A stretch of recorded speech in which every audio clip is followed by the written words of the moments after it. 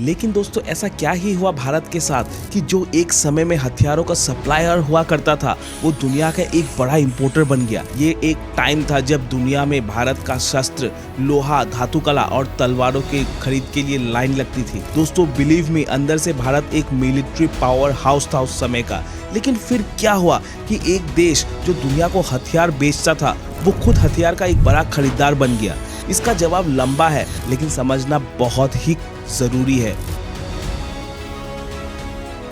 भारत एक ऐसा देश जिसका इतिहास तलवारों की चमक, धूल और धड़कती हुई जंगों से लिखा गया। लेकिन आज हम जो भारत को देखते हैं वो अपनी मिलिट्री स्ट्रेंथ के पीक में जाने के लिए फिर से तैयार है दोस्तों। लेकिन दोस्तों ऐसा क्या ही हुआ भारत के साथ कि जो एक समय में हथियारों का सप्लायर हुआ करता था वो दुनिया का एक बड़ा इंपोर्टर बन गया। एंड ऐसा क्या ही हुआ कि जब भी भारत पे युद्ध का बादल छाया तो वो दूसरे देश पे डिपेंडेंट होकर हमेशा युद्ध लड़ा। तो आज हम इन सभी बातों की गहराइयों में जाएंगे। तो सबसे पहले नमस्ते दोस्तों, मेरा नाम शुभम है एंड आप सभी का एक बार फिर से दिल से हार्दिक स्वागत है हमारे इस ज्ञान भरी जर्नी ज्ञान दीप में। तो दोस्तों चैनल पे नए हो तो सब्सक्राइब कर दीजिएगा। तो कहानी यहाँ से शुरू नहीं होती। एक्चुअली दोस्तों कहानी शुरू होती है हजारों साल पहले, जब भारत एक सिविलाइजेशन नहीं था बल्कि दुनिया का सबसे बड़ा डिफेंस मैन्युफैक्चरर भी था। हाँ दोस्तों, ये कोई एम्प्लीफिकेशन नहीं है, ये एक टाइम था जब दुनिया में भारत का शस्त्र, लोहा, धातु कला और तलवारों के खरीद के लिए लाइन लगती थी। हम वुड स्टील बनाते थे एंड ये वही स्टील है जिसका ताकत से डमास्कस ब्लेड बनाया जाता है, जो कि वर्ल्ड का स्ट्रॉन्गेस्ट ब्लेड माना जाता है उस समय का। हमारे यहाँ शस्त्रों के अलग अलग कारखाने हुआ करते थे। दोस्तों बिलीव मी, अंदर से भारत एक मिलिट्री पावर हाउस था उस समय का। लेकिन फिर क्या हुआ कि एक देश जो दुनिया को हथियार बेचता था वो खुद हथियार का एक बड़ा खरीदार बन गया। इसका जवाब लंबा है लेकिन समझना बहुत ही जरूरी है। बार बार हम पे इन्वेजन हुए, हर इन्वेजन ने हमारे मिलिट्री इंडस्ट्री को थोड़ा करके तोड़ दिया। पहले वेपन वेयरहाउस बैंड हुए, फिर मेटल फॉर्गिंग यूनिट्स गिरने लगे, फिर आहिस्ता आहिस्ता वार इंजीनियरिंग एसोसिएट्स गायब होने लगा। और जब ब्रिटिश आया उनका टारगेट क्लियर था कि इंडिया को डीपावर करो। उन्होंने सिस्टेमेटिकली भारत का पूरा डिफेंस इकोसिस्टम ही डिसमेंटल कर दिया दोस्तों। रिजल्ट 1947 में जब भारत आज़ाद हुआ तो हम आज़ाद तो हो गए थे लेकिन दोस्तों हमारे पास अपना वेपन्स बोलने को कुछ भी नहीं था। 1947 के बाद भारत सिर्फ एक चीज़ पे टिका हुआ था, वो कि है इंपोर्ट। और इंपोर्ट का मतलब अपना सुरक्षा किसी और की फैक्ट्री पे डिपेंड कर देना। फिर आया 1962 का चाइना वार। हम लोग तैयार नहीं थे, इक्विपमेंट्स आउटडेटेड था, ट्रेनिंग लिमिटेड और सप्लाई चेन वीक था। एंड ये वो थप्पड़ था जिसने बताया कि अगर अपना देश को बचाना है तो अपनी फैक्ट्री, अपना इंजीनियरिंग और अपना रिसर्च सब कुछ लगाना पड़ेगा दोस्तों। लेकिन सिस्टम दोस्तों स्लो था, काम होता था पर कछुए की स्पीड से। इसलिए जब 1965 और 1971 का वार हुआ तब भी टैंक्स, जेट्स, आर्टिलरीज, रेडियो सब कुछ बाहर से आया। उस समय सोवियत यूनियन हमारा बैकबोन हुआ करता था, लेकिन बैकबोन का एक ही प्रॉब्लम है कि वो कभी भी टूट सकता है। फिर 1991 आते ही सोवियत यूनियन गिर गया और हमारा डिफेंस सप्लाई भी हिल गया दोस्तों।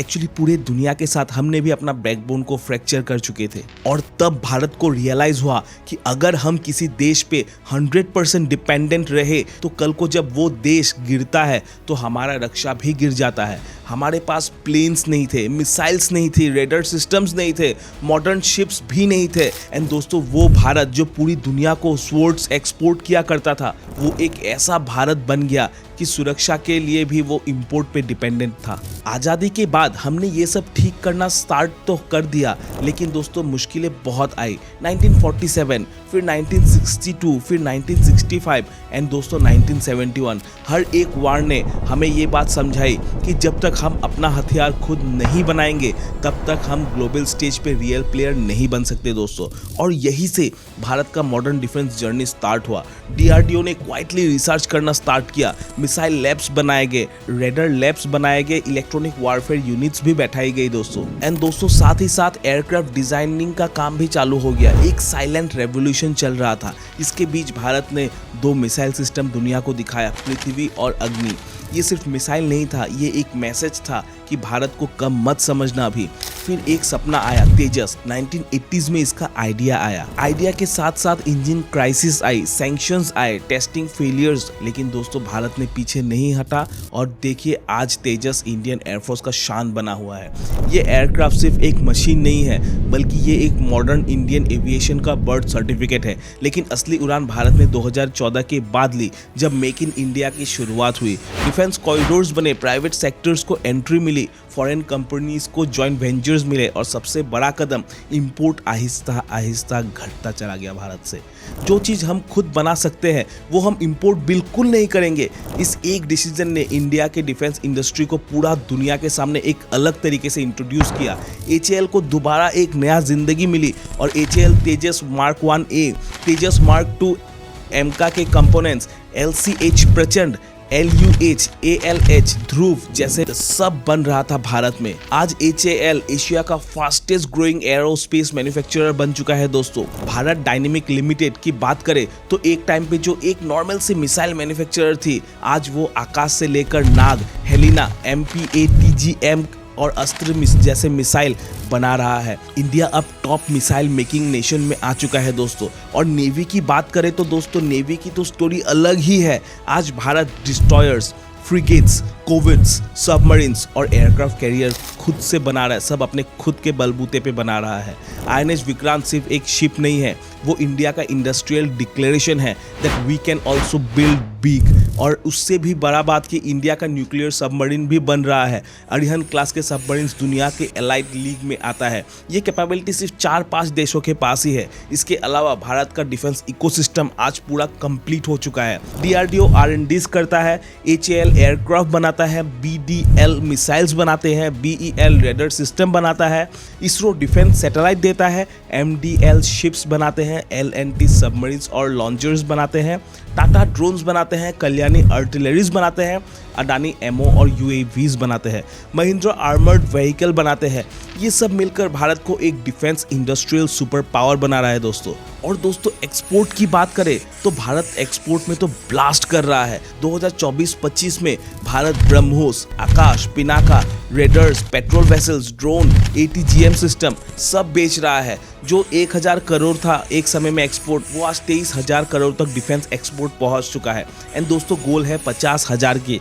एंड बिलीव मी, जो पेस से हमारा डिफेंस इंडस्ट्री बढ़ रहा है वो पेस में 50,000 पकड़ने बहुत ज़्यादा समय नहीं लगेगा हमें। और ये पेस देखकर तो लगता है कि भारत बहुत जल्द अचीव कर लेगा 50,000 माइलस्टोन। तो ये था भारत का डिफेंस जर्नी। एक सिविलाइजेशन जो शस्त्र निर्माण में दुनिया का लीडर हुआ करता था, जिसे तोड़ दिया गया, इंपोर्ट पर डिपेंडेंट बना दिया गया, जो वार्स से उठकर खुद को संभालता रहा और आज फिर से उठ रहा है उसी पुराने फॉर्म में जिसमें भारत को सही मायने में होना चाहिए था। फिर आता है वो चीज जो एक देश को सुपर पावर इंडेक्स में टॉप में ले जाता है, जो कि है मिसाइल। और भारत का मिसाइल इकोसिस्टम की बात करें तो आज दुनिया के टॉप 5 कंट्रीज में काउंटेड है, जिसमें सबसे पहला नाम आता है अग्नि। अग्नि सीरीज सिर्फ मिसाइल नहीं है, ये डेटरेंस का बैकबोन है।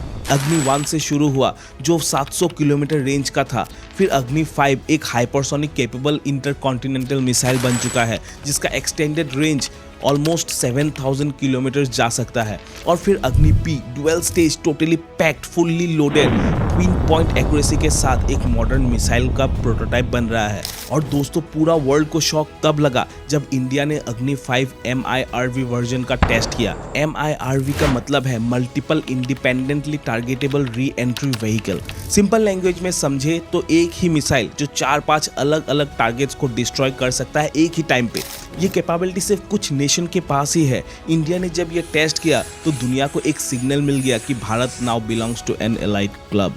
फिर आता है Prithvi short range battlefield missile, जिसे इंडिया ने टाइम के साथ साथ मॉडर्नाइज किया। और अब बात करते हैं भारत की क्राउन ज्वेल ब्रह्मोस की, दुनिया का सबसे fastest cruise missile Mach 2.8 speed के साथ प्रिसीजन एक्यूरेसी देता है। Sea version, land version, air version और अब आ रहा है ब्रह्मोस NG, छोटा, हल्का लेकिन उतना ही पावरफुल। ब्रह्मोस एक ऐसा मिसाइल है दोस्तों जिसे दुश्मन देख भी नहीं सकता, वो पहुंच भी जाता है। जिसे दुश्मन देख भी नहीं सकता एंड वो सडनली पहुंच जाता है। इसीलिए Philippines, Vietnam, Indonesia, UAE, Saudi Arabia जैसे देश ने इस मिसाइल के पीछे अपना बोली लगाया है। भारत का एक्सपोर्ट का असली बूम ब्रह्मोस ही करेगा दोस्तों।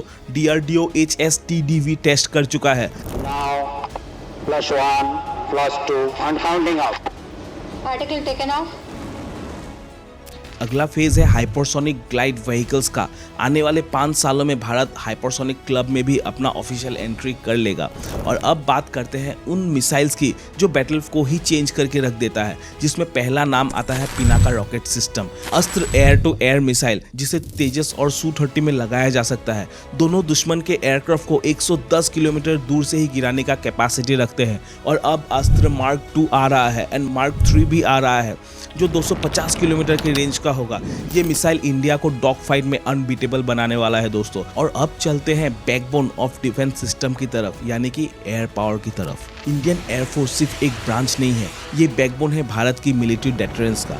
तेजस जेट्स, फिर तेजस मार्क 1A जिसका 97 यूनिट्स ऑर्डर में आ चुका है for Indian defence system. Mark 1A upgraded raider system, jammers, AESA power और अस्त्र मिसाइल के साथ कंप्लीटली वर्ल्ड क्लास बन चुका है। फिर आ रहा है तेजस मार्क 2। दोस्तों ये गेम चेंजर होने वाला है, जो कि होगा राफेल कैटेगरी का एयरक्राफ्ट लेकिन मेड इन इंडिया। और असली धमाका तो तब होगा जब M का मैदान में उतरेगा। इंडिया का first stealth aircraft, 5th generation stealth super cruise, internal weapon bay and made in India engine के साथ। ये प्रोजेक्ट भारत को एक अलग ही लीग में ले जाएगा। फिर आता है राफेल। राफेल ये सिर्फ एक जेट नहीं, ये एक कंप्लीट सिस्टम है। राफेल का मेटियोर मिसाइल, स्पेक्ट्रा मिसाइल, इसका स्पीड, इसका एक्यूरेसी, ये सब इंडिया को डोमिनेंस प्रोवाइड करता है दोस्तों। Su-30 MKI भी एक डोमिनेंट एयरक्राफ्ट है जो ब्रह्मोस को कैरी कर सकता है। और अब इनका अपग्रेडेड वर्जन भी आ रहा है, सुपर सुखोई, जो AESA radar, new avionics, new weapons के साथ आएगा। और आज भारत का एयर पावर दुनिया के टॉप 3 में काउंटेड है। भारतीय वायुसेना भारत ने चीन को पीछे छोड़ते हुए दुनिया की तीसरी सबसे शक्तिशाली वायुसेना का दर्जा हासिल कर लिया। USA, रशिया और फिर हम। और ग्रोथ के मामले में दोस्तों सबसे फास्टेस्ट इंडिया का डिफेंस ग्रोथ है। और अब चलते हैं बैटलफील्ड के फ्यूचर की तरफ, जो कि है ड्रोन्स। ड्रोन्स मॉडर्न वॉर का हार्ट बीट है दोस्तों, और इंडिया इसमें तेजी से आगे बढ़ रहा है। HSUAV, तापस, आर्चर, NG, रुस्तम और ये सब डेवलपमेंट स्टेज पे है। और फिर आता है भारत का स्टार, स्वार्म ड्रोन्स। और दोस्तों भारत की फायरिंग रेंज में 75 स्वार्म ड्रोन्स का टेस्ट भी किया गया है। पूरा वर्ल्ड शॉक में चला गया था कि कैसे स्वार्म ड्रोन इंडिया का हिडन सुपर पावर बन सकता है।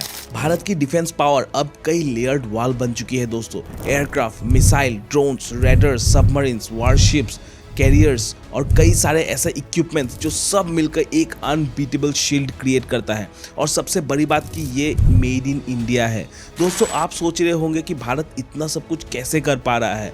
आंसर सिर्फ एक है, वो हो गया कॉन्फिडेंस। और कॉन्फिडेंस तब ही आता है जब एक देश अपना टैलेंट पे भरोसा करता है। आज भारत की defence startup, drones technologies, AI surveillance systems, autonomous vehicles, under water swarm drones और कई सारे फ्यूचरिस्टिक वेपन और इक्विपमेंट्स बिल्ड कर रहा है अपने दम पे, वो भी फुल्ली स्वदेशी। ट्रांसफर ऑफ टेक्नोलॉजी है दोस्तों, लेकिन फिर भी अपने बलबूते पे कर रहा है। इंडिया का डिफेंस राइज किसी एक पॉलिटिकल पार्टी, एक लीडर, एक ऑर्गेनाइजेशन या एक स्ट्रेटेजी की वजह से नहीं हुआ है दोस्तों, बल्कि ये राइज हुआ है हमारे साइंटिस्ट के दिमाग से, सोल्जर के डिसिप्लिन से, इंजीनियर के पैशन से और एक पूरे देश की कलेक्टिव विल पावर से, प्लस पॉलिटिकल विजन से भी। और आज इंडिया जब एरोस्पेस एग्जीबिशंस में खड़ा होता है तो लोग सोचने लग जाते हैं कि अगला इंडिया क्या बनाने वाला है। क्योंकि जब एक सिविलाइजेशन अपनी डिफेंस कैपेबिलिटीज खुद डिजाइन करना शुरू कर देता है तो वो सिविलाइजेशन अनस्टॉपेबल बन जाता है। और इस कहानी में असली ट्विस्ट ये है कि इंडिया अब सिर्फ कैचिंग अप नेशन नहीं है, बल्कि इंडिया अब बेंचमार्क सेट करता है। और एक बात याद रखिएगा दोस्तों, दुनिया में रेस्पेक्ट दिया नहीं जाता है, दुनिया में रेस्पेक्ट जीता जाता है। और भारत आज अपना डिफेंस पावर के साथ वो रेस्पेक्ट जीत रहा है और आगे विनर भी बनने वाला है। तो आज का वीडियो हम यही समाप्त करते हैं। वीडियो अच्छा लगा हो तो लाइक कीजिएगा। और दोस्तों इंडिया का स्वदेशी पावर जन जन तक पहुंचे, इसीलिए जितना हो सके ये वीडियो शेयर कीजिएगा। आपका इसमें क्या राय है? क्या हम लेट है इस पावर को एक्वायर करने के लिए, या फिर लेट है पर टाइम पे फ्यूचर में हम मेकअप कर लेंगे? कमेंट्स में जरूर बताइएगा। और दोस्तों चैनल पे नए हो तो सब्सक्राइब करना मत भूलिएगा ऐसे ही इंटरेस्टिंग ज्ञान भरे अपडेट्स के लिए। तो आज के लिए जय हिंद।